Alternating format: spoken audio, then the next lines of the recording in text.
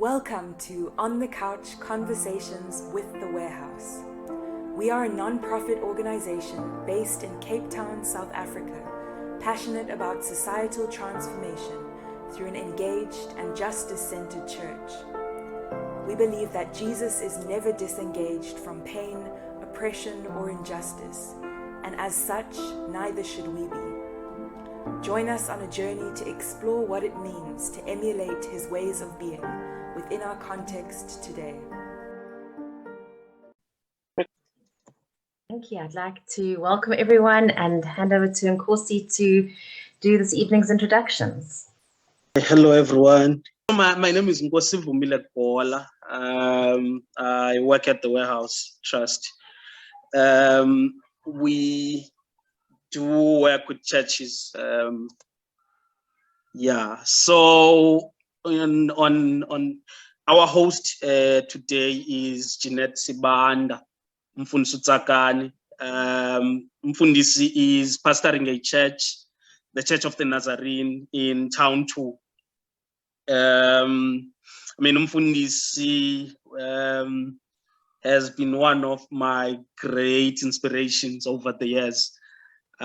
She's been doing amazing work there, both with youth, but also with the community in general. I've appreciated over the years her insights regarding matters of theology and community engagement, but also her investment in strategies that are intentional in terms of uplifting the underprivileged communities.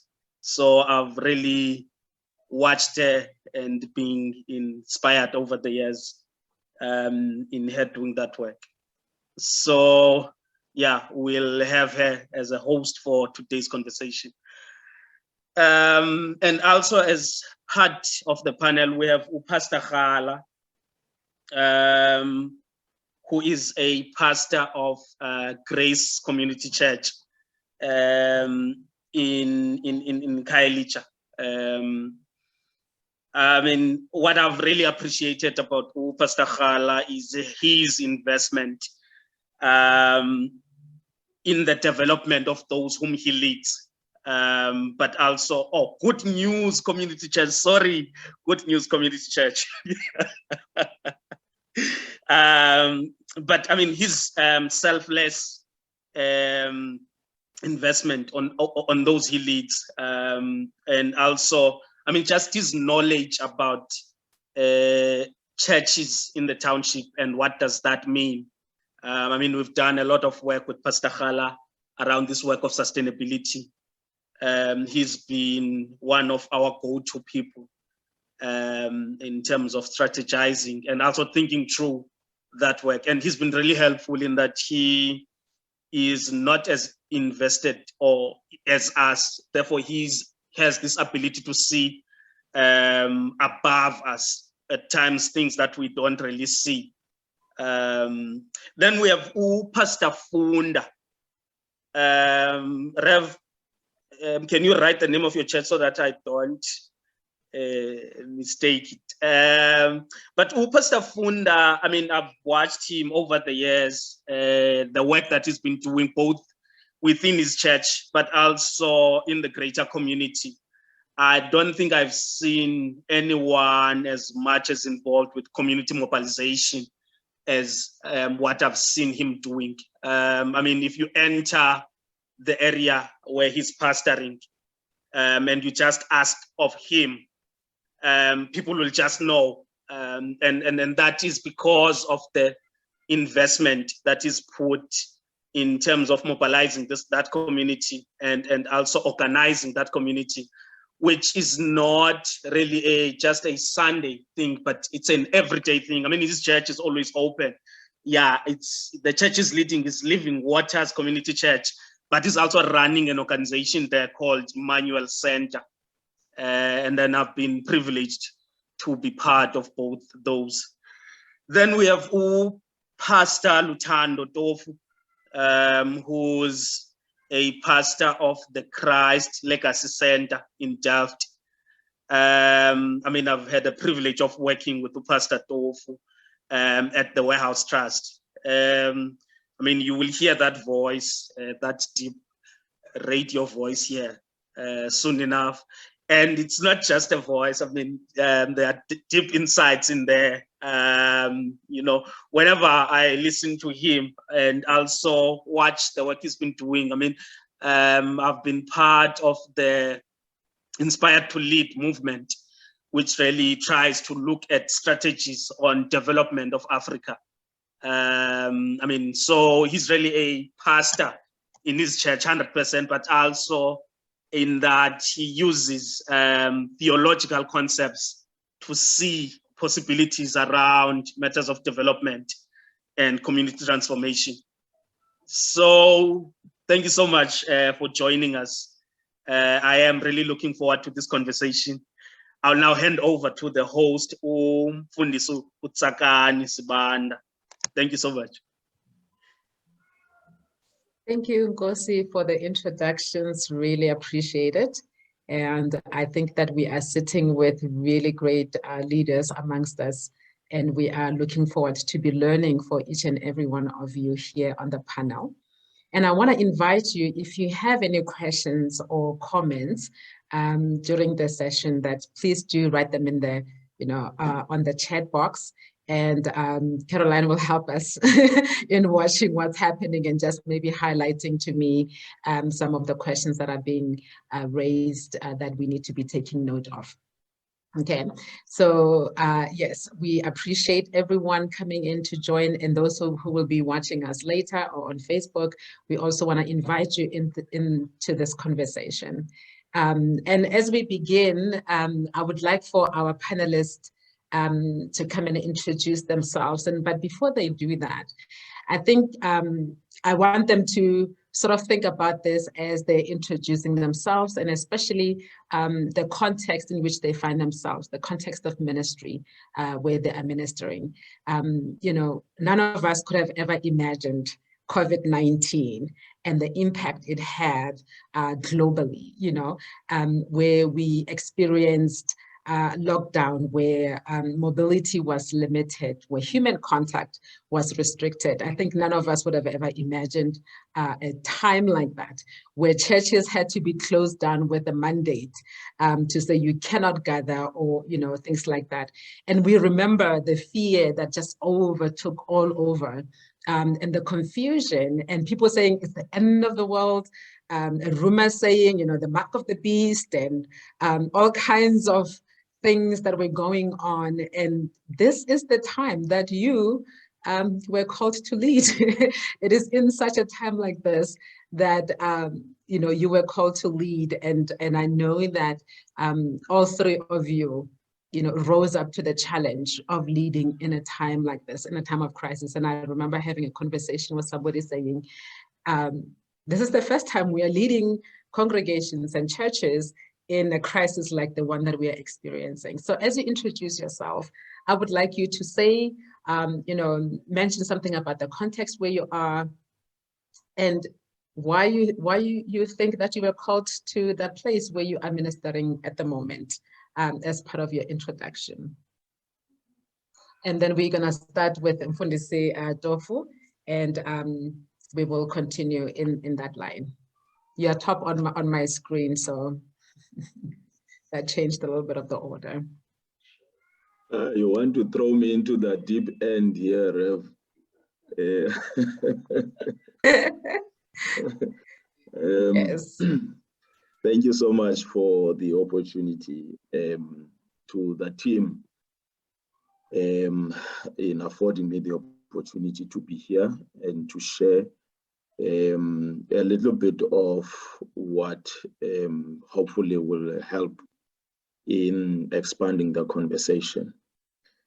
And so, yeah, as it's already indicated, the ministry in which I minister and I'm serving is called Christ Legacy Center. Let me say center for now.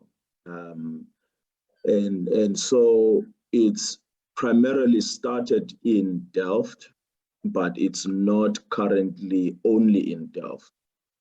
And obviously, it's the location of the branches we have are in township context. And I think by chance, in a way, they are located there because we are located in township context, but the heart of the ministry is not solely in the township. And it's a heart for the city, and it's a heart for the nation, but our acts of service and ministry are currently located in the township. And I want to say a bit about that, because when you begin in a certain space like the township, there is automatically things that attach themselves to the fact that you started there.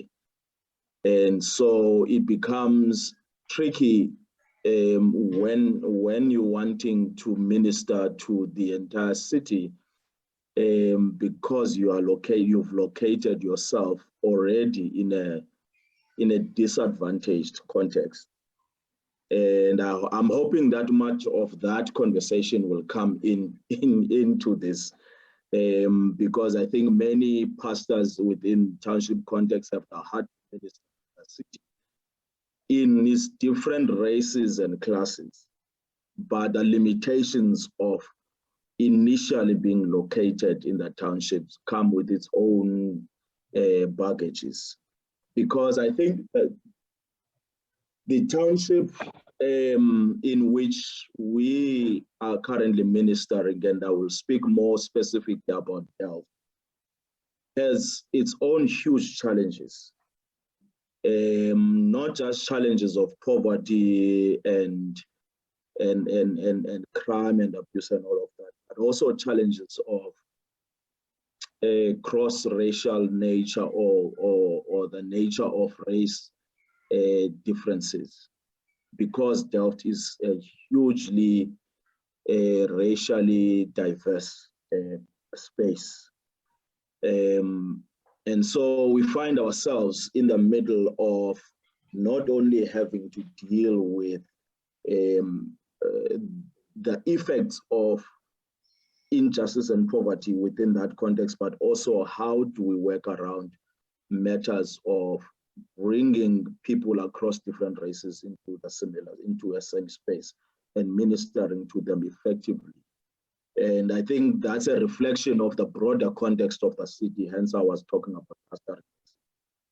And so that's just a little bit of what we are facing. And so I don't want to go into the context of COVID just yet, but just the context of health. And that when we began the ministry there, we were primarily faced with a huge problem of unemployment, particularly with young people within that context.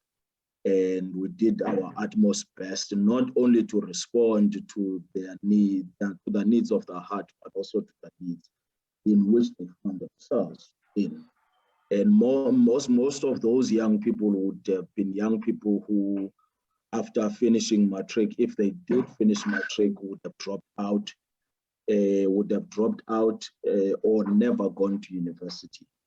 And so much of our work also had to focus on the role of pushing those young people to reach further than where the statistics could have landed them. So those are just some of the challenges we faced, and not the only challenges, but some of the challenges. I think I will step down and just and allow my other panelists. Yes. Well, thank you so much, Mfundisi Tofu. Mfundisi Funda, introduce yourself and also the context of ministry, and why you think you were called to a place like that. Please unmute yourself.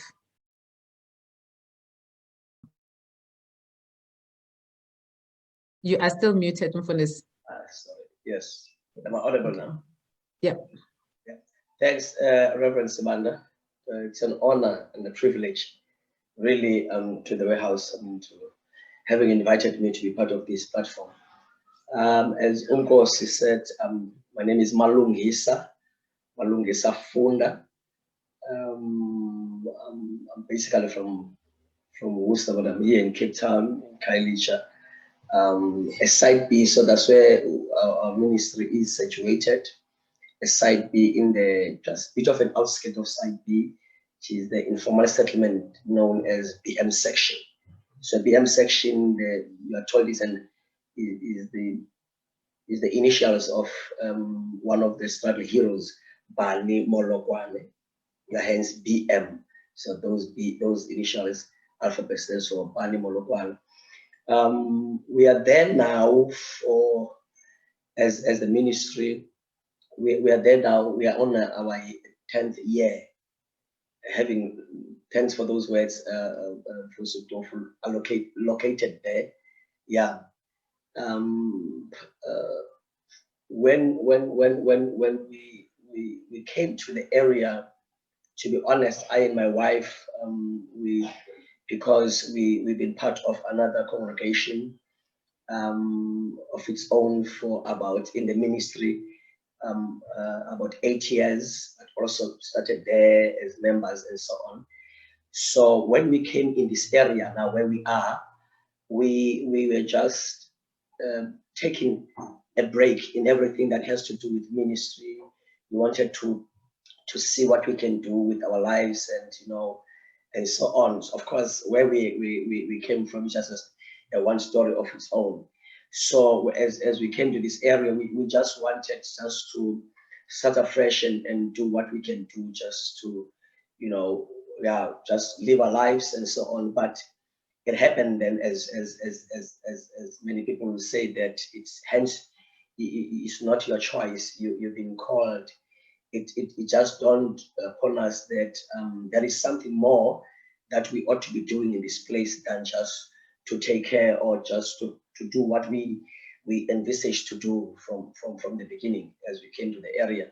So we started just initially with programs of assisting, because we noticed that young children. So this is an area where a community library is 30 minutes to and 30 minutes from. And schools are just out of the area as well. So we started a program, after school program, and also we wanted to incorporate that with a community library to assist, especially your grade 5 and grade 6 up to 8 and the high school learners with that kind of service. So little did you know that there were people that were noticing this, which is now were parents of the kids. And it happened that we find ourselves having a home cell, and because one thing leads to another, and from a home cell, now we have a fully fledged congregation by the name of, as Nkosi said, Living Waters Community Church. So when we consider ourselves that we are not only in that space, because we receive through the programs that we are doing in the ministry, we receive people from different areas of Site B its own. So and if you know that Site B is almost surrounded by informal settlement, because even where we are, it is an informal settlement. An informal settlement that is, when we go back in terms of research about it, is about over 40 years people have been situated there. And as I said, that Site B on its own is just surrounded by informal settlement. So we receive people from different areas, not only in the informal settlement in terms of the services of the programs that our ministry does offer. Yeah, so I can say in a nutshell that by virtue of the struggles of the people there, and you know, of the lack of services that they're not having at the time, in terms of what I've just said now, that's where we find ourselves being called in this place, because we had to change everything that we came to do in the place in the beginning, and now we are running this ministry that does different programs, as I said, that for kids, after school program, we run a feeding scheme, we run a skills development for youth, for out of school youth and unemployed people. We run computer skills, a basic computer skills program. So all this, in the center of it, of course, it is Christ, because we knew from the beginning that if Christ is not in the center of what we are doing, I mean, the impact and the input will not be effective at all.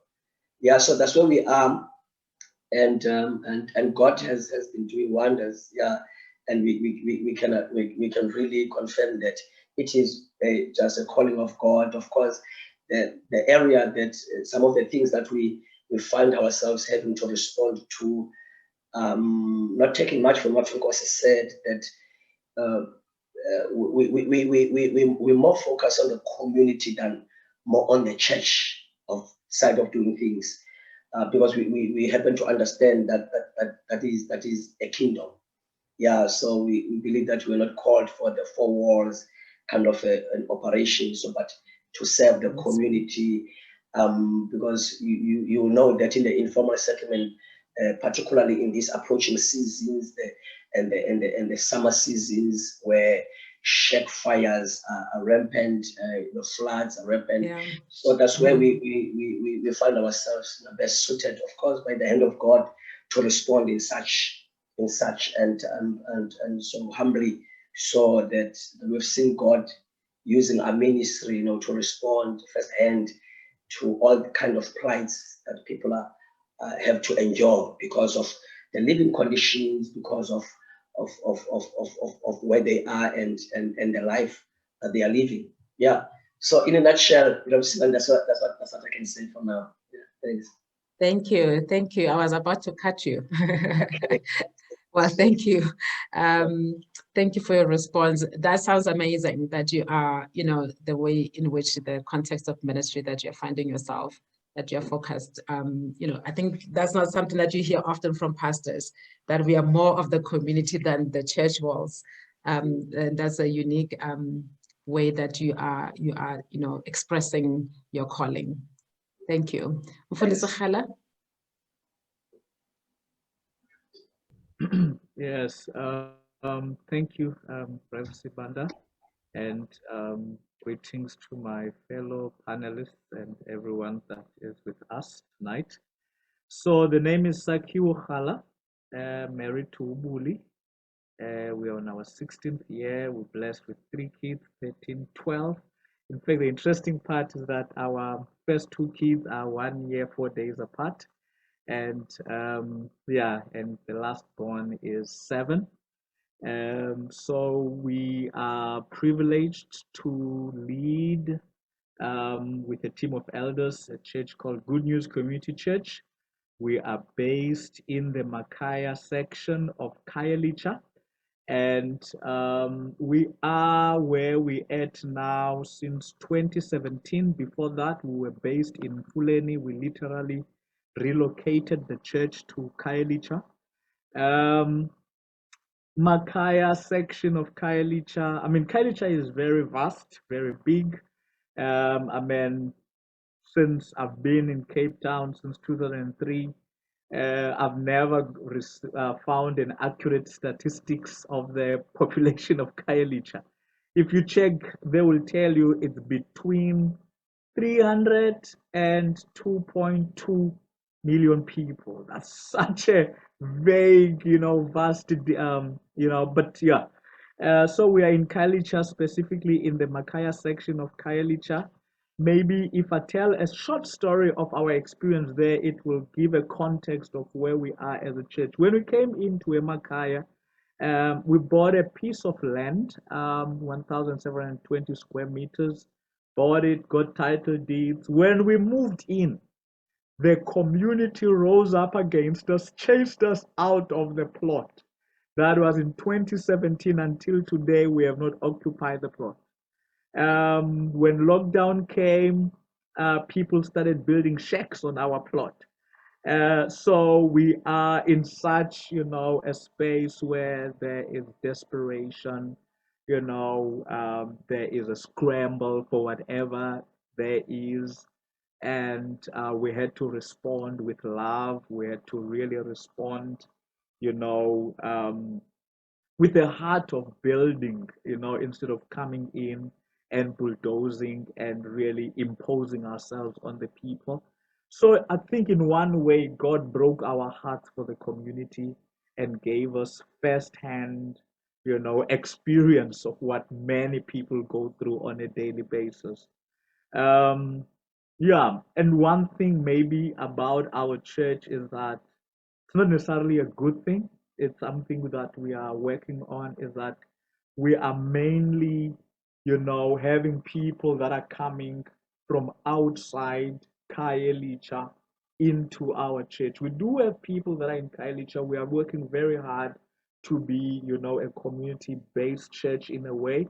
But we're having quite a lot of people coming as far as, the Milnerton area, Belleville, Paro side, and surrounding areas. And our heart is to serve that community. Yeah, there's quite a lot of other things that we do as outreaches, but I think I would be different from Pastor Mafunda. I'm purely a church boy. Probably 99% church, and we do, some outreach programs. My biggest issue is,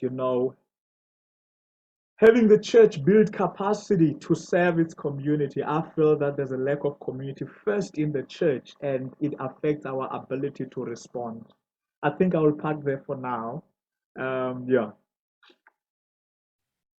Lack of community in the church, and that makes it impossible for us to make community outside, right? So thank you for that. And I think I want to pick up on that. You used an expression, scramble for everything. And I almost think that the context of Township, in a way, is a scramble for everything, including a scramble to live, trying to live, trying to, what does it mean to find ourselves in such a context where you can't even define the population of the area where you are. From 300 to 2.2 is no child's play. Like, how do you get, you cannot even, imagine what that looks like to try and find what the median would be in that kind of, scenario. So as we think about this context where we find ourselves and what we just went through with the COVID crisis, I mean, for me, one of the things is, how do we make sense of what just happened? Especially as a people of faith, what have we experienced? What did the church in the township see, experience, or went through, as we were experiencing COVID in this place where we are scrambling for everything, in the place where, as Mfundisi Tofu was saying, the racial diversity that we see, that's not always something that is celebrated, but it raises a lot of issues. And then that's where you see the scrambling coming in, because we turn against one another as we're trying to scramble. So what has COVID meant? One of the things that Mfundisi Tofu highlighted there was, the issue of unemployment that we experienced. There was this latest statistics that was released from News 24. I'm not sure if some of you saw that 84% of young people have to choose between looking for a job and food, and 70% have to borrow that money to be looking. So you have to choose between looking for a job. So what is this context? How has COVID impacted the church? How did we experience that? Can we start with you, Funda? What did you experience? What did you go through? Thanks again, Rev. With us, yes, we really experienced a setback, I would say, because of COVID, because as of course, as the kind of work that we're doing, so would have been partnership with other stakeholders and so on, and that also, us being able to respond to the community needs and so on and so on. So that on its own had put a setback, but also in the community itself, people without the desperation that grew, but we could see that people were just starting to shy away from any gathering and not trusting and not knowing what would happen. But what we realized more, it was a growing kind of a frustration, because during that time, we saw many people losing their jobs, and that's where as well, because I believe that there were some kind of different approach that we came out with in terms of trying to respond to whatever other challenges that people were facing. So that's where we were able to register a great frustration among people losing their jobs, people having to work on short time or and so on, and put away just for an indefinite period of time from work, and people losing their sources of income, because some of the people in the community will be your self-employed kind of people, or people who are employed by small businesses. So that really got a grip of the people in the community, and that's where the church had to, if I can put it like that, we were actually not closed at all as the church, because we needed to find ways on how to respond to these, because our church became then this place where people will come. I think you remember that there was this one opportunity, if I can make an example with it, this one opportunity of the food vouchers from the warehouse. And with that, we saw hundreds and hundreds of people coming to us knocking. So you only tell one person, then just within a few minutes, you'll find a group of people coming to say, we've heard that you are doing this year, we've heard that we're doing this year, coupling that with the one that the government was offering, the 300 and some odds grant. And that also, we saw people coming in numbers, because we created a space to assist people to even also apply or to register for that. That's really where we saw that we were not actually closed as the church, but we needed to find ways on how to be of help and assistance to people. So it really brought a great amount of stress and among kids as well. I remember the time that kids were not able to go to school, and we could not accommodate them at the same time as we're accommodating the adults and young people. So it really worked in a way that we had to choose ourselves, or to choose which interventions that we are going to be part of and which we are not going to be. But you'll find all these is what is needed in the community, because people, they had nowhere to go because of what COVID brought upon their lives. Yeah. So that's what I can say for now about what COVID did in the church. Yeah. But in terms of the gatherings, I said that we use it, whatever that we are doing, also just to fellowship and just to keep that connection together with the beloved. Very good. Thank you. Thank you. Mfundisi Tofu, we live in South Africa, and we know that we have immense economic disparities. How has this, the injustice and the social inequalities have been reflected through this crisis that we have gone through, and how the church has been impacted by this crisis? Sure.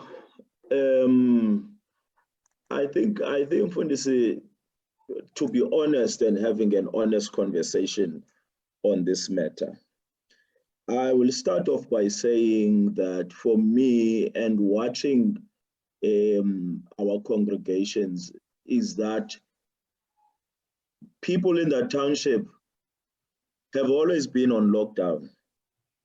This for me is not primarily the main expression of a different reality. People in that township have always been on a lockdown. And when I look at it from a congregational point of view, okay, there are some issues that have affected, if I look at it, the organizational view of the church. For an example, the increasing number of people who have lost their jobs and the need for the church to support automatically meant that the church goes into reserves that they had set apart in order to supplement the needs of the people on the ground. And therefore, those reserves are whenever refilled again because there's no incoming money. On the other side, which would be the more sense of the church being a witness on the ground to people, I would say people continue to experience the same hardships, the same loss of hope, the same loss of jobs and so forth. And so for me, we've always been on lockdown. It's just that now more people, apart from people dying, it's just that now more people have experienced a retraction from some form of progress they have felt they had made. And it's not surprising. I mean, I would drive into Delft sometimes, especially during the hard lockdown, even the later lockdowns. I would drive into Delft. And as I drive into Delft, I would see people sitting on the streets, drinking their beers or communicating or having parties or whatever, as if nothing is happening in terms of COVID-19. And so for me, that is symptomatic of the fact that lockdown has not necessarily changed, apart from deaths. Lockdown and COVID-19 has not necessarily changed the livelihoods of our people in the township. The expression of them no longer adhering to COVID-19 protocol rules, for me, spoke deeply about the sense of people in the township being already on the edge and at risk by merely being in the townships and the kind of lives they are living. And so fearing COVID-19 that is going to kill them makes no sense, because life in that township is already killing them. And so they go on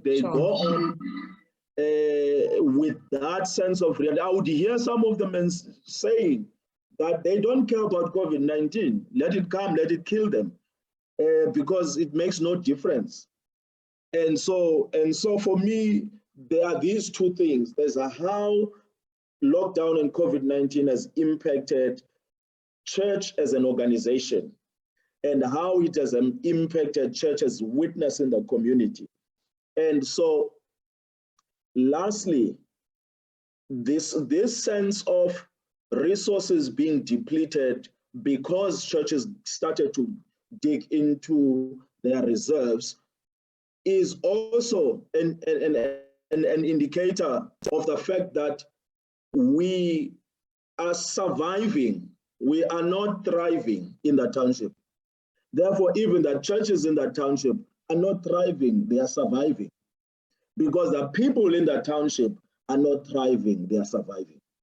Now, when I say that, I say because the church, and I think Gosi Gola also likes to make this statement, that the church in the township is a reflection of the people in the township.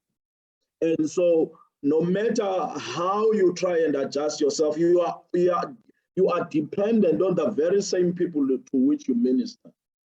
And so your livelihood of the organization is deeply entrenched in the livelihood of the people in whom the organization serves. And so when there's no money coming in, there's no money going out. And there is no help coming from anywhere. So you find that most churches have not survived this pandemic because the people within those churches have depleted their own resources such that they feel they have nothing else to give. and therefore they stay away from church. And then the church automatically is also depleted. And so for me, it's been an interesting insight of seeing this continuous chain of how churches are linked to the very same people they minister to, and how people are linked to the very same churches they minister to. And so as much as there was much need for us as churches to give to the communities, but what do you give if you don't have nothing in the coffers of the church? And the reason there is nothing is because there is no help coming from outside. You are still dependent on the very same people who are going to give R5 for offering coming into a Sunday service. Let me stop there and just say that has been part of my experience in this whole thing. But just simply to make this point, I don't feel that our people whom we minister to on the ground in the townships have ever been out of lockdown. They have been locked down economically. They have been locked down in various other ways. We have simply been, and our task as churches in the township has always been trying to get people out of lockdown. This for me has made no difference, apart from the fact that people died and people we love died. But in terms of lived experience, for me, it has simply made no difference. It's just that the poor got poorer. Thank you, Mfundisi. That was really good and very thought-provoking. We have never been out of lockdown. We've always been in lockdown. And I think that you would have seen in most of the places that those lockdown regulations were not applicable in so many ways. You're saying people must stay home, and yet the homes are not big enough to host people. How are they supposed to isolate? There was a lot of things that were going on that we could think about. And I really appreciate that. Mfundisi Rhala, I would like you to pick up on what Mfundisi Tofu mentioned as the impact of lockdown to the church as a witness. What was that looking like? What was that impact looking like? And I would really want to even come back to to what Mfundisi Tofu is raising in terms of the context. I think we want to acknowledge the fact that this context was already there, but the levels in which they were heightened by this, by COVID, the levels that we became even more aware, things that were there, that were in our faces. I mean, if you live in the township and if you work and minister in the township, you kind of know what's going on. But now it's in our faces because we have to be reckoned with things like, how do we move about? How do we, jobs are being lost? How do we feed one another? So how was that looking like in Mfundisi Rhala in terms of the impact? Sure. I think one of the things that this season has done for us is it has forced us or compelled us to look up, but also to look in and really look out. And I will explain what I mean by that. For the first time, we were compelled to, look at what we are doing. What are we doing really? Let me give maybe an example for our context. One of the changes that I've seen the church, that is at least our church, starting, to allow itself in a way to also live for the people.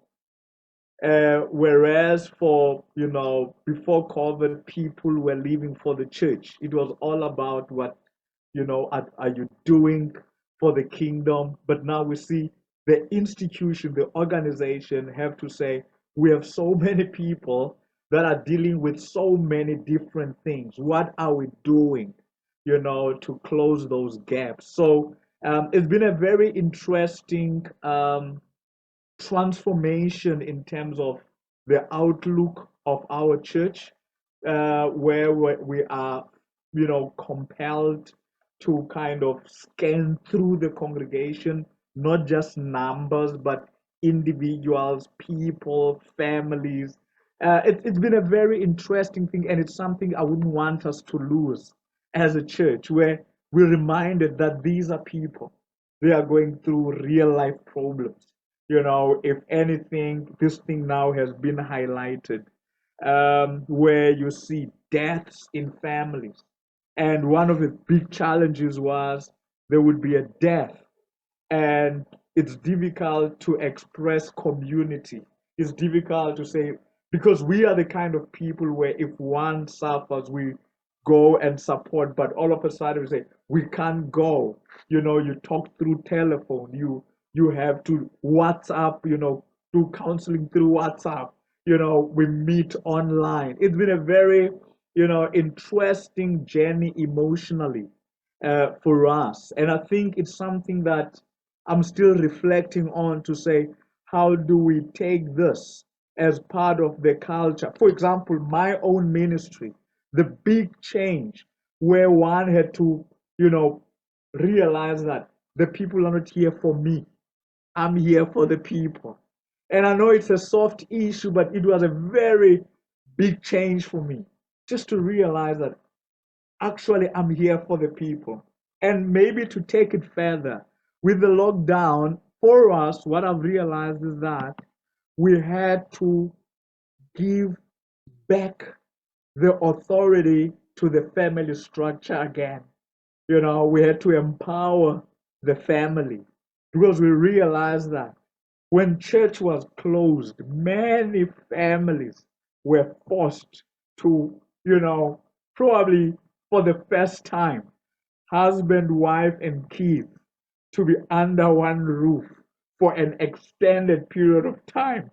And maybe it speaks to the spikes of the gender-based violence and all those things, but we had to,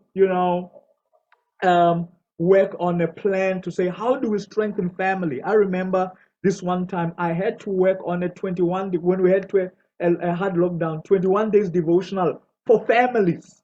And,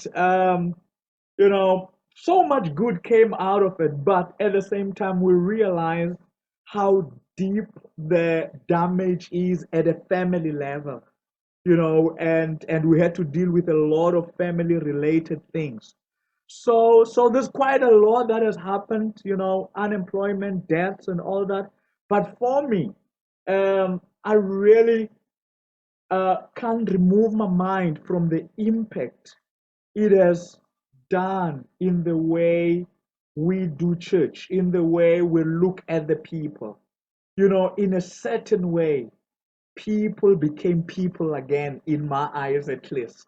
And I don't know if it makes sense to you, but sometimes it's numbers. How many people were there? It's us as the core team, building this machine. But I think what COVID has done is saying, Utatu Bani is a human being. How do you minister to that person? How do you serve that person? How do you serve that family? And of course, how do we serve the family? Like who Pastor Tofu has mentioned, tapping into the reserves. But for me, it brought, a thinking. Besides, anyway, we were never a bank. It was never about how much money we have in the bank. And, for the first time, we realized, look, we were never a bank. Let's serve the people and let's see what the Lord will do. And He has sustained us. And of course, many churches did not survive, but I think there's been a big shift for us in how we, reach the community. I hope I'm making sense. I know it's a soft issue, but it's such a huge one for me. It's such a huge paradigm shift. And then maybe my last point is in terms of witnessing now, you realize that you have a responsibility of touching all of the person. Here's the challenge with the Township Church. The church, has a responsibility of expressing the gospel, but part of that means meeting the felt needs of the people.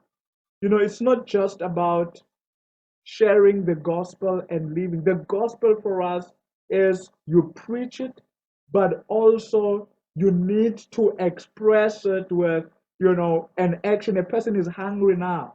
A person is cold now. A person, there's a family issue now because there's a lot of brokenness. And it means your time, it means your resources, it means sharing your life with the people. So yeah, I think for me, it's been a very important time of learning, and I wouldn't want to lose the lessons we would have learned during this period. Sure, thank you.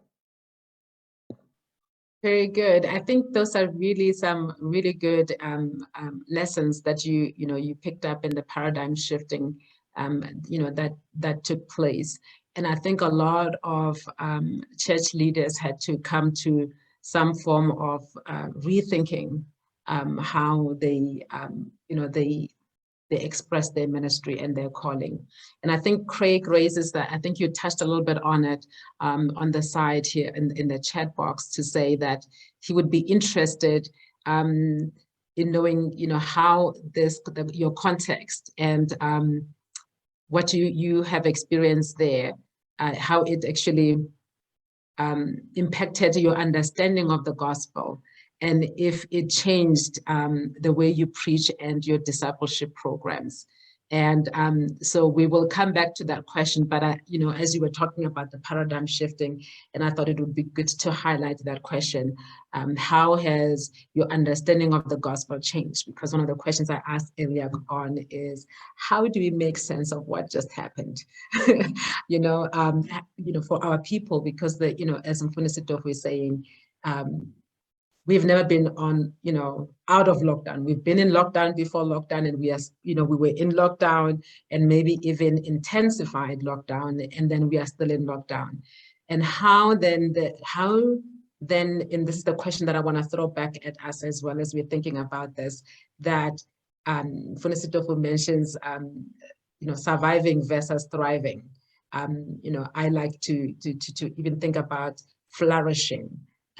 Like where we become the best of who we can be, whether as a church or whether as individuals, as humans, like how do we become human in this kind of a context? So as we're thinking about that, I want to say to us, where do we see God at work? Where have you seen God at work in all of this?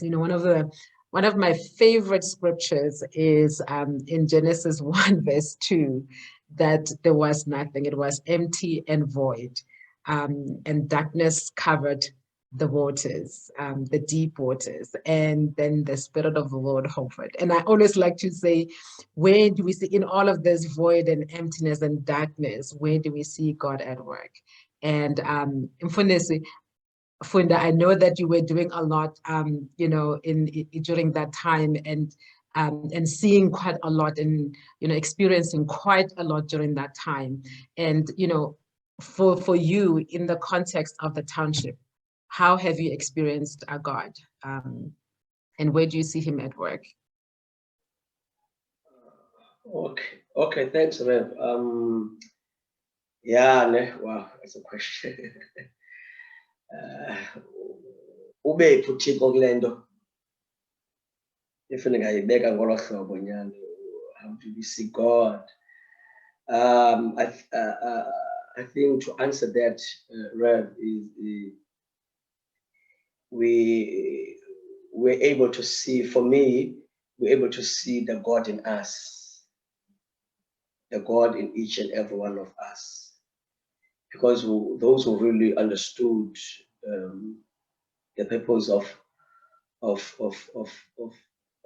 being a believer and so on, is where it's by showing the God in them, and by giving love, by being considerate of one another, by being there for one another, as Pastor Rhala said, that when we hear of one of us maybe is sick or something happens, we could not just jump and go to the house to pray and visit. We had to wait, we had to wait, and I had to wait, not knowing what would be the next news from the last news that we've heard about that person. So that really brought to a certain point anxiety, as it is always the case, because during that time you hear that person is not well, then the next news will be that person has passed on, and so you would not know what will be the next thing. So, but we could see God really manifesting Himself in each and every one of us. That's because there was no time of trying to play church then. It was about facing the reality, as Tofu said, that really, because I even normally say that in a context where our ministry is, that people, when their houses caught in fire, which is the shacks now, that their lives have been on fire, but then the fire that attacked or struck in the shack, it just exposed the severity of their condition, you know. So that was the situation where people has to, those who really, if I may use the words, really knew the Lord, they will have to manifest the Lord in them, the God in them, the love, the care, you know, that real sense of brotherhood and sisterhood among people. So that's and really, if also I may touch on what you said, how it, of course, that's what you said, that Craig asked about, did it in any way change the way you preach and share the gospel? With me, it really did. It really made me to think very deep in terms of what should be the message to people, not just a message just to, you know, for a sermon, but a real message, because we don't know what next we are going to face, because this has revealed a lot, as Tofu said, that people have been on lockdown since time immemorial. So to me, how I see God and experience God during this time was, you know, through my brother, through my sister, through the love, you know, through the encouragement. Because to me, there were times that I would say to people, please, you know, humbly say so, that please pray for me as well, pray for my family as well, you know, because, you know, more than the church reserves, but also our own, you know, our own strength was depleting, because you could not stop thinking thinking about what people are going through. Yeah. So that's what I can say. So God really was manifested in each and every one of us by the way we handled the situation, by the way we showed care and love for one another, you know, and try to think not of myself, but try to think of the next person. Yeah, that's what I can say. Well, thank you, Mfundisi, for that. Yes, that's true. The reserves were being depleted, and somehow you were still able to continue even in the middle of that. And so seeing God being able to help us continue, even when we thinking, okay, we have no reserves left, but somehow there's still something that we are able to continue. Mfundisi Tofu, as we're thinking about, you know, where we're seeing God at work, I really would like for you to, you know, to pick up on the conversation, especially thinking about the broader church and the witness of the church. Like, how has this time that we have just experienced, and I think, I don't want to say we have just experienced as in past tense, because I feel like this is the present condition that we are finding ourselves in. And so how are we seeing God at work, and what are those expressions that are saying to us, you know, we talk about churches that did not survive, and there are churches that have survived, and what does this all mean? And has God abandoned us? You know, where is He in all of this? Can we genuinely say as the church that we are experiencing God? You know, and how are we doing that?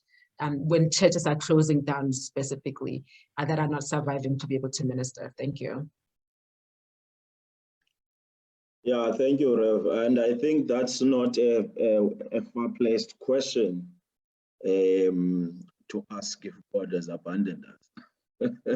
I've often asked that question myself, particularly when reflecting on the context of the people we serve in that township. and the hard realities that we face in those contexts. I'll just mention a few things in terms of where I've seen God at work. And the first one would be that I've seen God exposing us or allowing us to rediscover the lessons we refuse to learn.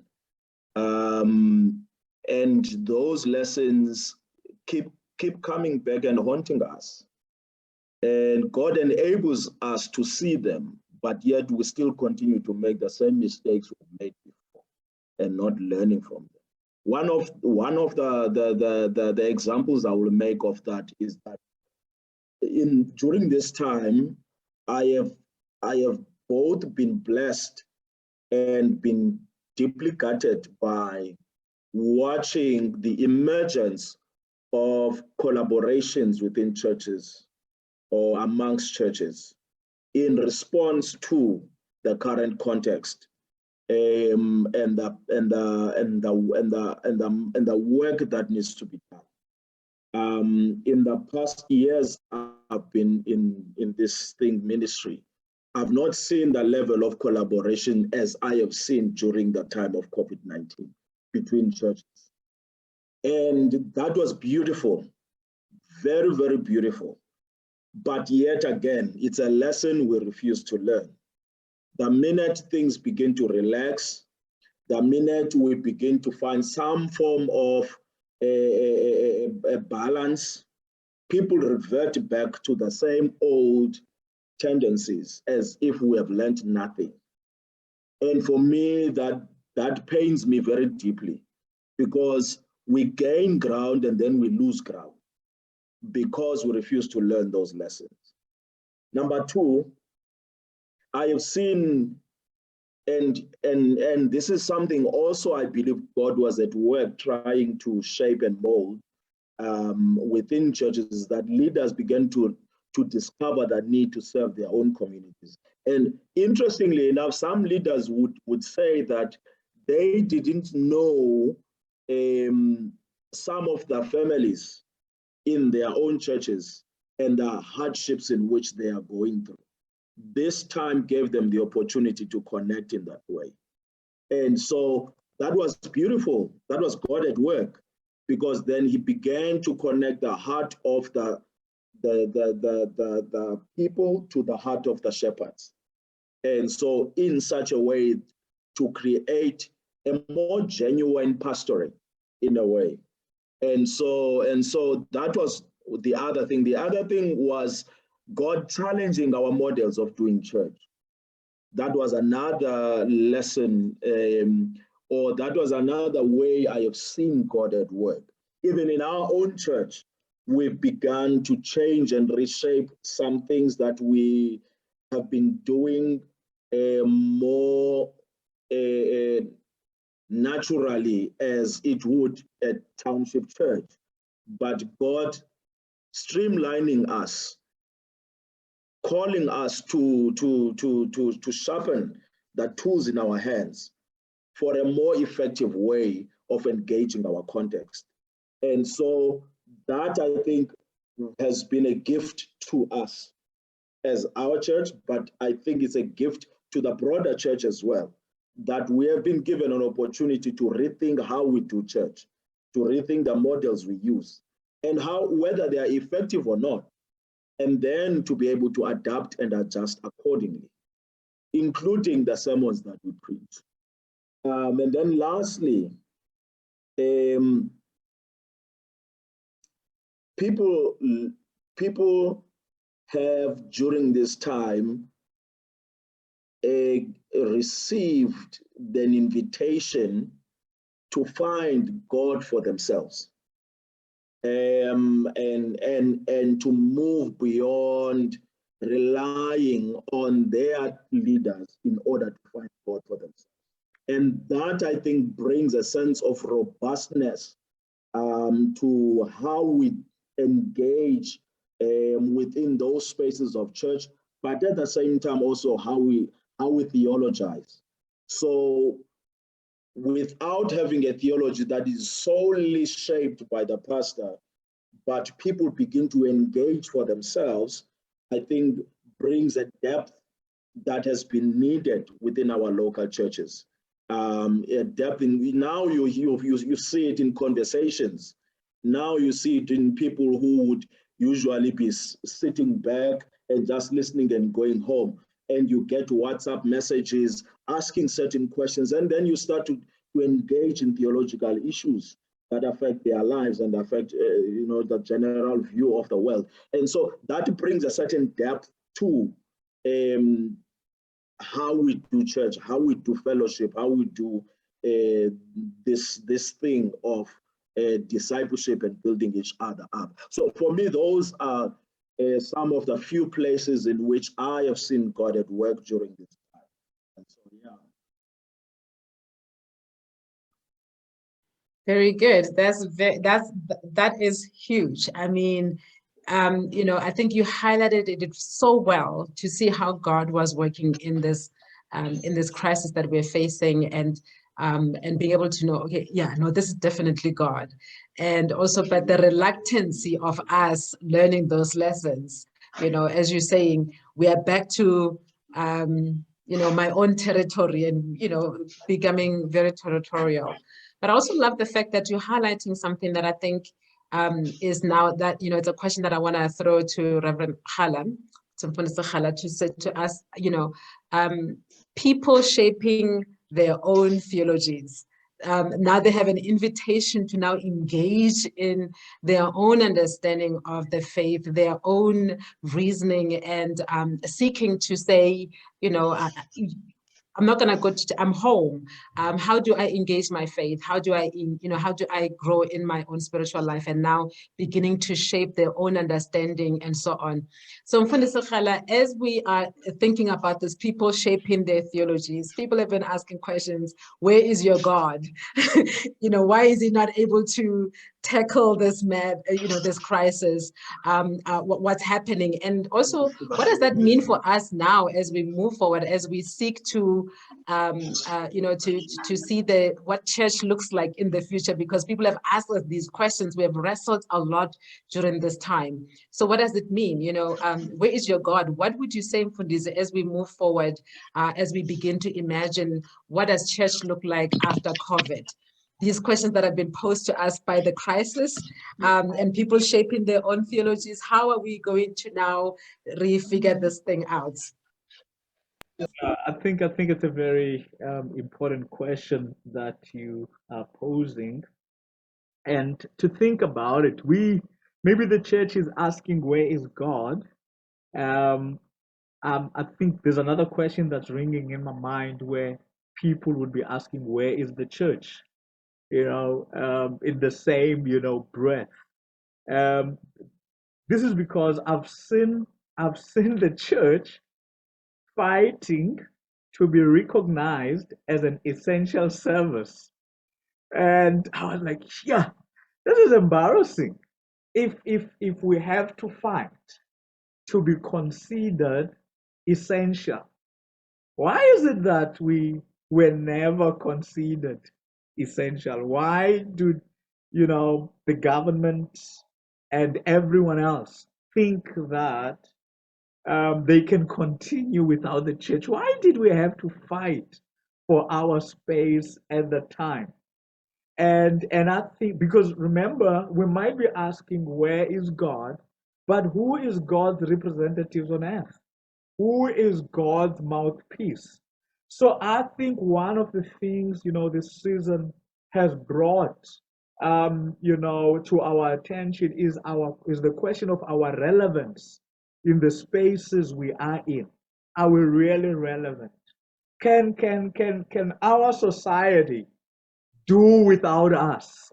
Are we imposing ourselves on the people? Are we really bringing solutions? I mean, is what we claim to be bringing, an essential need of the people, or can people do without us? So it's been a very interesting question, and maybe drawing closer to your question also, the whole issue of big personalities. We had a township church that was led by big personalities, strong persons, where a church leader would be bigger than the entire organization.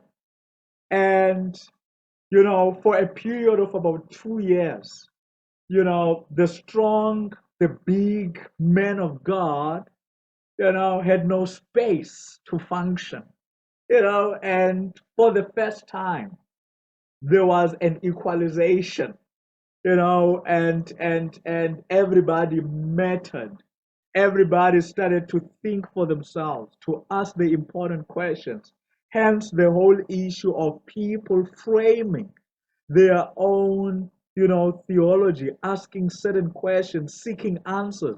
Let me give you a practical example where a church would have, or maybe a church member would have been, a member of the church for so many years, never really looked outside, never really checked what others are saying. And for the first time, on a Facebook page at 9 a.m., between 9 and 12 on a Sunday morning, you can have access to hundreds, if not thousands, of sermons. For the first time, you can listen to other people. You can start engaging with others. So I think the big man has been dealt a very deadly blow in the season, and I pray that he does not recover. I pray that he does not resurrect. If anything, if we as church leaders would start empowering people, helping them, to frame those questions and allowing an organic process where people grow organically in the Lord, to become who they ought to be in the Lord without really being put in a cast or, a cookie cutter, to become this, where members of my church are more Good News Community Church than Christian and Kingdom. And I really think that's the good thing about this time. Really, I think Pastor Tofu used the term of shaking and molding. I think what could be shaken has been shaken, and what should remain is remaining. And I hope we are not going to digress and go back to the old. I really, really hope. And maybe speaking to the discipleship, I think the move from just curriculum to relationship to life on life is very key in this season as well. Thank you. Very good, very good. I appreciate that the issue of now, being shaken to, are we being relevant? What does it mean to be church, especially in the context where we are located? What does it mean to be church?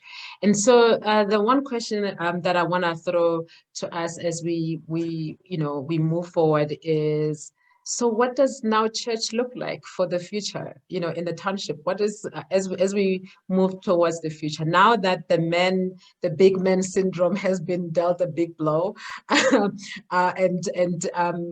we have had churches that have not survived in the townships.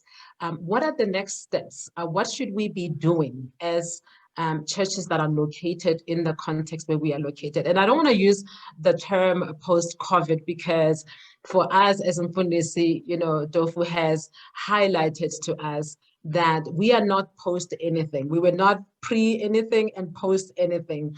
We are still experiencing extreme suffering and extreme I say to people almost every Sunday, we have to be reporting news of who's gone on the street and who died or who killed who. And so the rate of death in our township are still high, and of suffering. So what does it mean then? What should we be doing? Where should we be thinking? What should we be imagining as churches that are located in the townships? So let's start with Mfundisi Funda. I see your mic is already unmuted. Let's start with you. And I would like for all of us to touch on it, before we move on, because I think it's a very key thing. what does, how do we move forward? What should we be doing? What should we be imagining? What should church look like in order for us to be relevant in the context that we are ministering in?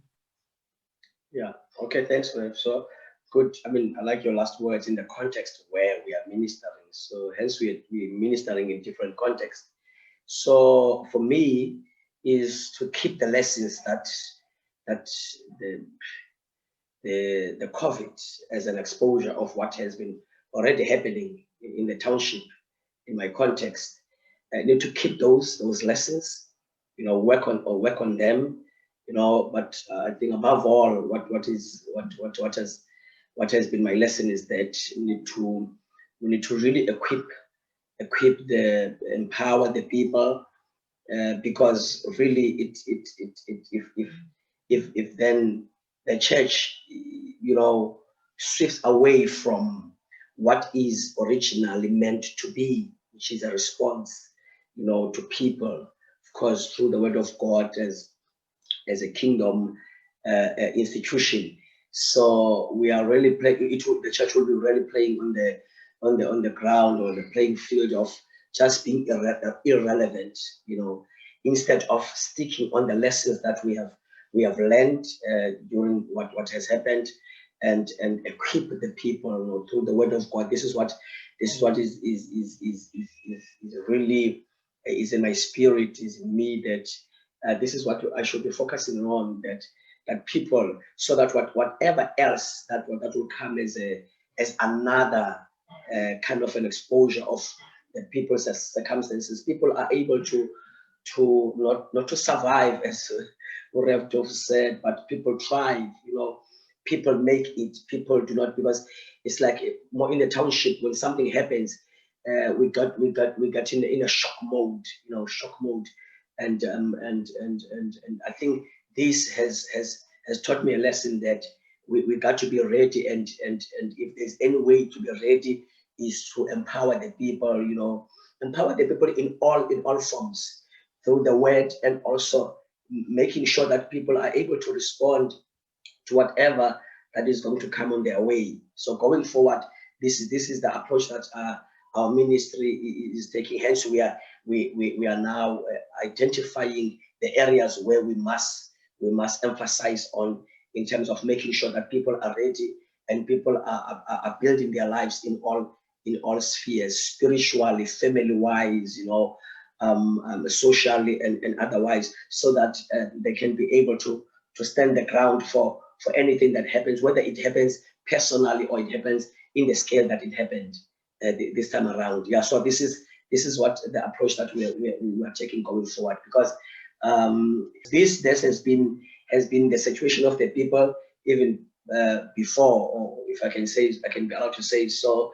But we need to take lessons of what has this exposed, and then from those lessons, and then in the different ministry context, and then see where to strengthen, see where to put a finger on it, and then be able to help the people, because this to me, it really, as it has not changed, but it may just make the situation worse where I'm ministering. I'm seeing a lot of these things happening, because we are really facing a situation where things are going to be, it's going to be one pandemic after another, in fact. So this is what is in my mind. So to me, it's going to be focusing on the most important lesson that the COVID has showed us as the ministry where we are. Yeah, that's it. That's the long short of it. Rev.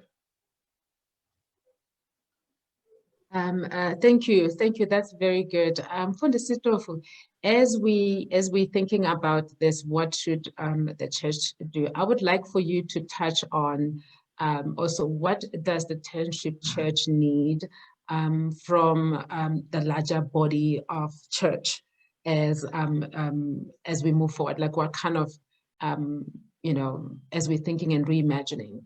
You talked earlier on when you introduced yourself that most of us are called to the city, but we are finding ourselves in a township, and now we are attached to all the disadvantages of the township. So if we had to reimagine a new not a new, but rather a fresh way moving forward, what would that be? And I would like you to be as concise as you can be, because I want to go back to what Umamputu is raising in the chat here, because I think Pastor Rhala touched on it, but did not really go into details, and would love to be able to raise that issue before we end our session. I think let me start with just two things and then end off with one example. One would be, I like the language that is being used by Umfundisi Funda no Rev Rhala, in fact, talking about approaching things from a kingdom perspective. And so I think we need to grow more our muscle as township churches on having a kingdom perspective versus an organizational viability perspective.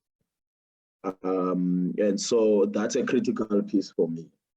It being more present in our communities and ministering from a kingdom perspective, I think will make more impact. Number two is that we need our leaders to have the proper contextual tools to diagnose their own context in order for them to develop effective strategies. That's a second part. Then I'll finish off with what you've asked me to speak on, of what the township church needs from the greater body of the church. And I will say that one of the things that I find most difficult, people will often talk about race, people will talk about the problems of social economic differences, in particularly when we're reflecting on Cape Town and all that. But rarely do you ever hear about the problem we sit with, which is the denominational divide, which does not allow us to reach out across denomination. And even the limitations that go with it, particularly when it comes to resources. People will always reserve the church reserves for their own denomination rather than crossover. And so my conviction as I sit here is that the township church is by far and large on its own. And I don't anticipate any help coming from the outside, whether locally or foreign.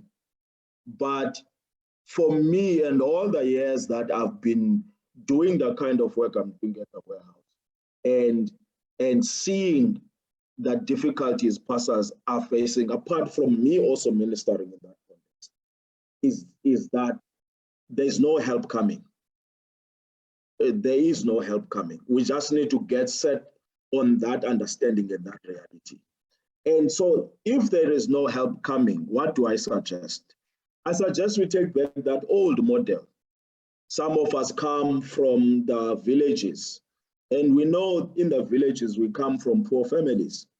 But we also know that our parents broke their own backs trying to make sure that we are a step further than where they have finished off. And so I believe, let pastors wake up to the reality of investing in the people in whom they are leading, investing in all manners and all ways, in such a way that, or in such hope that that investment will take their people a step further and enable them to unlock resources, not just material, but resources that are needed for their well-being and their livelihood, and then complete the cycle of reinvestment. Because we come from poor families, our parents don't dream of becoming presidents, but they dream of getting us that far. And when we cross the river, they help us cross the river. And when we do so, they hope we come back and roll out a bridge so that others will also have a way to go. And so if perhaps we could go back to that model, even in our churches, do that so that when people complete that cycle, they can come back and reinvest in the church so that a new generation can be helped going forward. That's the only suggestion, or let me not say suggestion, but that's the only thing I feel is viable at this stage until the broader church comes to an understanding that we need to break all these barriers and reach out into the most vulnerable of places. Then we will be at a better place. Thank you. Amen. Mfundisi, to that. I want to say amen, amen, amen, amen. You know, which is true. I think this is something that we need to really get it down in our heads, because when we invest in people, the hope is that when they come back, you know, they cross the river, we struggled and we drowned and we drank all kind of dirty water to try to get them across. But the hope is that on the other side, they find you know, tools that they can roll back a bridge that we can all then cross over, more and more people can cross over. So that's a really good analogy you used them, Fundisi. I really appreciate it. Fundisi Rhala, you mentioned during COVID that one of the things you had to deal with was family issues. And we know that gender-based violence, when it skyrocketed during the time. And yes, we know that the numbers were high, but I think it was even heightened during this time. How is the church dealing with this? And what are we supposed to do even moving forward? Because this, as you know, Funda used the word that this period actually exposed us as the church. So we were exposed in our lack of actually addressing certain issues. So moving forward, what does this look like for us as a church in the township? Particularly looking at the gender-based violence, I think I would like for you to speak a little bit more into that and the imagination of the future and how the church should really take this into consideration. Sure. It's a complex one, and it's a deeply entrenched one. If you look at the history, you know, of South Africa in general, and how townships are constituted, you'd realize that there was a deliberate attempt to break, you know, the black family through, you know, particularly the migrant labor system, which has, you know, kind of breeded a culture where family members got used to live without each other. I mean, if I, as a way of explaining this point, pointing to myself, I'm raised by parents where my mother was a domestic worker, did sleep in a totally different town, had to, you know, come back home once a weekend a month, one weekend a month. My father was a truck driver, literally away all his life, to a point where up until my adult life, I don't have a memory of me playing with my father. I only have a memory of him coming in, changing bags of clothes and leaving, and my mother, you know, coming in weekend with us and then gone. Now, imagine that guy, that is me now, leading a family with 3 kids. And my wife is out going to work, I'm out busy working. And for the first time, we have to be in a house for 21 days successively. And then it goes to 2 years where every now and then we are forced to be together. Now, you take that and you add to it the whole issue where the concept of family is being revised. You know, I mean, if we ask 3 people now, what is family? You'll probably get 4 answers, because there's a continuous revision of what family is. So I feel that the church needs to go back to empowering families, particularly the township church, because one of the things we have done as a township church, we have prioritized church, where, you know, some of us have been actively involved in weakening family and strengthening church. And it's a sad reality. It's a sad reality because, you know, where some would see certain aspects of a black culture as demonic and all that, where people broke relations with family and, you know, leaned towards church, and now for the first time they could not do community at a church level. The only community that was is family. So how do we solve this? I believe that we have to, you know, empower family again from the pulpit, because this is what, you know, the gospel does. At the cross, we were reconciled with Christ and reconciled with one another.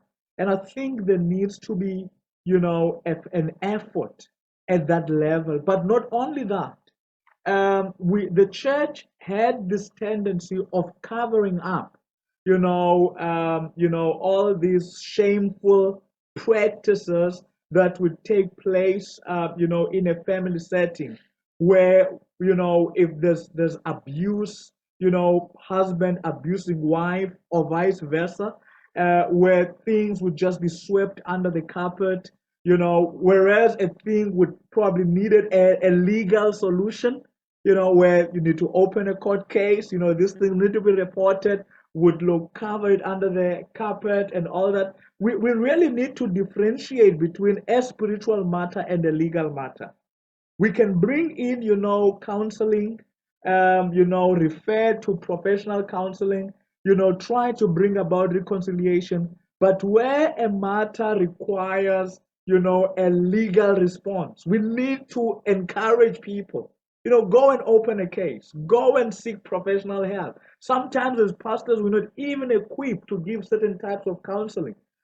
We should refer such things to professionals. So I feel that it's a complex one, because there's a historical issue that has kind of affected culture, township culture particularly, and it has infiltrated the church. And I think the church needs to go back to say, how does family look like in a kingdom, in a kingdom perspective? How does family look like? And we really need to go back and strengthening that and empowering that.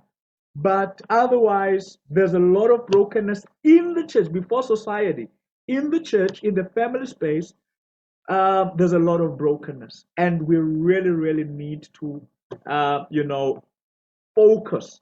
This is my theory. Maybe I should say this. This is my theory. This is what I believe. Or maybe I should say this is my theology. I believe that church only existed because family failed. And I believe that when family is stronger, church will be far stronger. Community will be far stronger. Our nations will be far stronger. I wrote a book on flourishing families, and my thinking is that the problems of our society are family problems. I really believe that. Thank you. Thank you, Funda. That was, a lot to digest there. And, I really like the fact that we understand that, the church in some way in this problem, we have not been a solution. We have really, participated in some of, this problem, because the more we sweep it under the rug, and actually there's also been so much abuse in the church that has taken place even prior to this, and we have not necessarily provided solutions. And I think this is something that we really need to be intentional about as well, because as Sister Spoki is saying, that you know, in the COVID response, the church has not necessarily addressed the issue of gender-based violence in our response, you know, in a sense that as we're responding to COVID, all of the interventions that we're participating in, we sort of left it outside, but we know that in so many, you know, instances we have participated in that. So let me say thank you to our panelists. We did say that we were going to be, you know, an hour and a half. And that's how long we're going to take. And so I really want to appreciate your insights into this conversation, that as we are, you know, thinking, what should church look like? You know, we highlighted the issue of we need to be relevant. We need to be addressing, you know, where we are finding ourselves, because the church is a reflection of the context we work in, whether we like it. You know, the members of our church are members of the communities and the context where we find ourselves. And so how does it mean for us then to be relevant as we move forward? And as we have highlighted, the context of the township, you can almost feel like nothing happened here. You know, if somebody had to like take a, you know, a baseline survey pre-COVID, during COVID, after COVID, it seems as if there's just a straight line because of the intensity of the context where we live in, that we find as if things, you know, are not different. But I think what has happened is we have been shaken. We have been made to rethink, to reimagine what church should be and should look like, and to come up with, you know, ways of expressing our faith and our journey with God. So I want to say that each one of you, just to say one last thing, and as you say thank you and goodbye, just saying bye to us. So Mfundisi Tofu, you know, just one sentence. What would you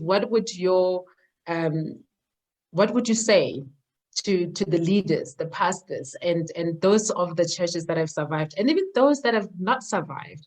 What would you say to them as your word of, whether it be encouragement or whether it be prayer or whether it be saying, this is what I see and this is what I hear God is saying to us as the church in this context?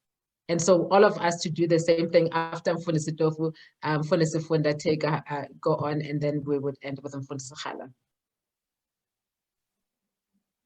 Yeah, I would say to pastors who are ministering, particularly in the township, whether their churches have survived or have not, would be that keep trying to do the best of what you feel God has called you to do in this context.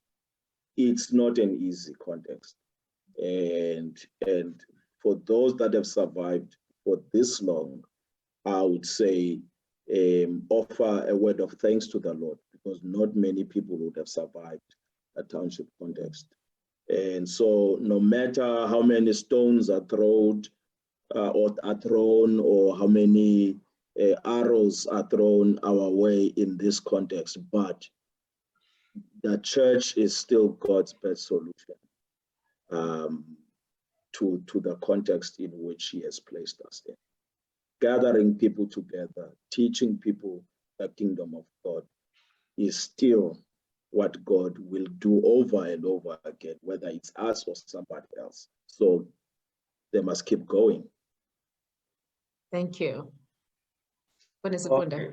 Yes, okay, Rev. So for me, I'll just, for the parting words, will be that for both those who maybe have made it and those who may not have made it through this time that we're coming from, is that there is no way that one who's called by God in that context where you are called can fail, because you have done it in that context. You have made things happen in that context.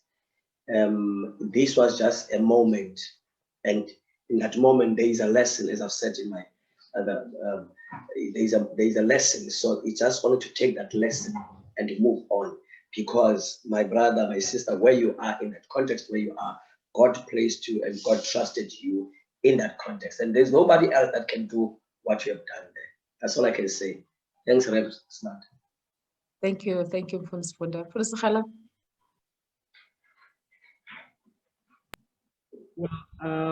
Thank you so much. I want to thank you for the opportunity to be on this panel.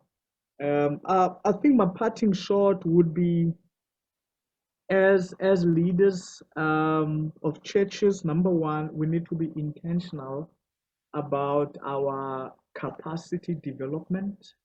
You know, a lot of things have been, you know, imposed on us, you know, context and everything, the spaces we find ourselves. But I do feel that there are things we are responsible for. And at least for those things, we should, you know, accept and take the responsibility. And I think one of them is, you know, building, you know, capacity, you know, developing ourselves so that we may be able to empower and develop others. Because ultimately, you know, with everything that is happening, we are here, and it's upon us, you know, to make that little contribution where we are at, to make the difference and the change we want to see happen. So I really love, I think we were tested with COVID. We have seen how, what our efforts have ended up becoming. And I think we have another opportunity. One of the things about COVID for me is that it was a time for reset. And I think we need to go back and say, what are we doing differently? And I think if there's one area we need to work on is personal development solely for the development of others as we do the work. Thank you so much. Thank you. Thank you so much. Such a very challenging and I think you know, deep conversations here. Thank you for your insights. Thank you, Reverend Funda, Mfundisi Tofu, Mfundisi Rhala. Really appreciate you know, your insights in this. So I want to say thank you for everybody who made time to join us in this conversation today, on the couch conversation with the warehouse, and so we appreciate all of that. So I have come to an end of my of you know, holding the conversation. And Zenzele, I'm pretty much sure that you're coming on to say something. So I'm going to give over to you and then to end our time together. Thank you so much for the amazing work that the warehouse is doing. And we really appreciate that you would be there with us as pastors and journey along. And so I'm looking forward to more conversations on the couch. I hope you're always sitting on the couches, by the way, since we are having a conversation on the couch, because I'm sitting on a hard chair here, not on a couch. So thank you so much. Thank you so much, Rev. I'm taking this time to say thank you to you. Thank you, everyone, for having us for this on the couch conversation. I'm hoping that we'll have another one. But on that one, I want Rev Sibanda to be a part of the panel. Thank you so much for this insightful conversation. Let this not be the end of this conversation. Let's continue with the conversation in the spaces where pastors are at. Thank you so much appreciated. We know it costs a lot of data to be like on Zoom for about 2 hours. We really appreciate this.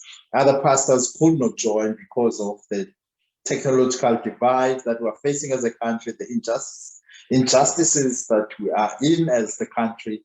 But thank you, much appreciated. May God continue to bless you all as we give back your time to take care of your families, as Rev Rhala was saying. It's time for family. We're giving that time back to you. May you have a lovely evening. We love you. We appreciate you all. Amen.